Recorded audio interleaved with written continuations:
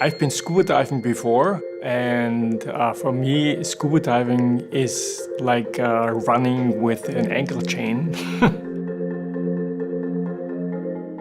Freediving is breath hold diving. It's any diving without compressed gas. So if you're not diving on scuba and you're underwater, you're freediving. Herbert is the world's greatest freediver ever, hands down. What's really extraordinary about Herbert is he's doing dives no one else has done before. So every dive he's done is the first time a human being has done it. I love swimming and diving, interacting with marine life. You're more than just a spectator, and it's just a world that opens up, and I wouldn't want to miss it.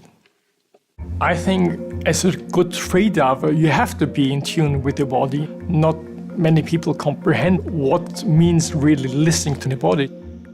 Training is critical in freediving for the same reason it's critical for climbing to the top of Mount Everest. I've heard that an unacclimated person taken to the top of Mount Everest would die within minutes. The same is true for a person taken off the street down to 200 feet or 400 feet or 800 feet like Herbert dives to.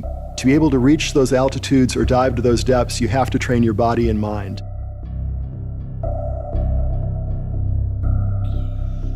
Packing is a technique where I go sip by sip. I compress extra air in my lungs, probably twice as much as normal.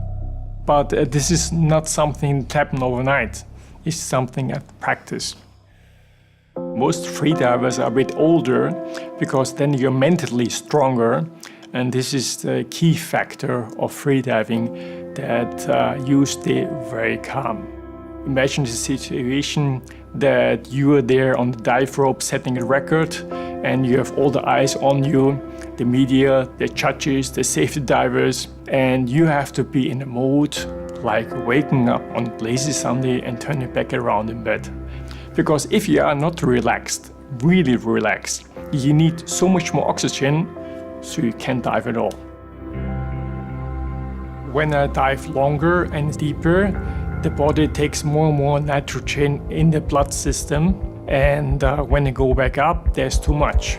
Therefore, you have to off-gas. It's exchanging the excessive nitrogen with oxygen again. If you don't do that, eventually you will get decompression sickness. Decompression sickness is serious, especially in freediving, and it's basically air bubbles going to places they shouldn't go, which is basically the heart or the brain, and it tends to show itself as stroke-like symptoms. And this can be a very minor thing, or it can be a few major things, which happened to me in the last No Limit dive.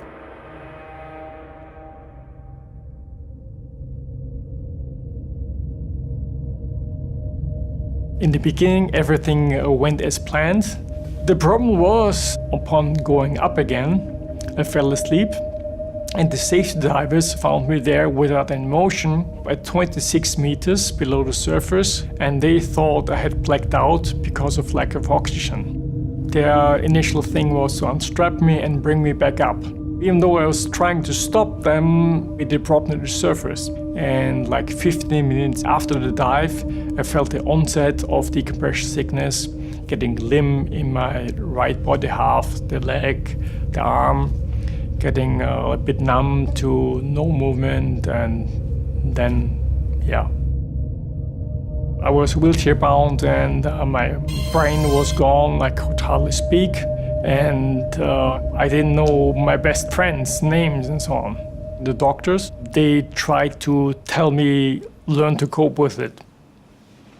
In the beginning, I didn't think so much about diving, even though I thought it will always be part of me, even though they said, well, you should never ever dive again.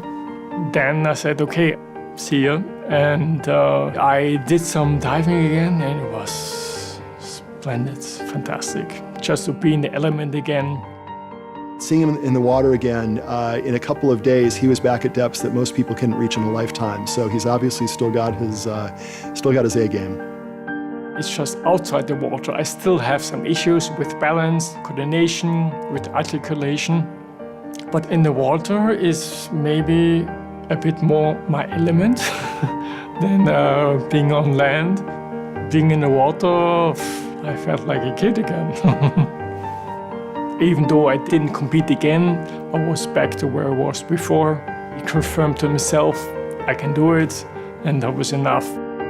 Herbert's just different because he's pushed the limits further than anyone else has, and showing that the human body is capable, if properly trained, and if you're strong enough mentally to do these extraordinary things. Deep diving for me is just a mystical part of it, just exploring the underwater world to see what's down there, what's under the surface.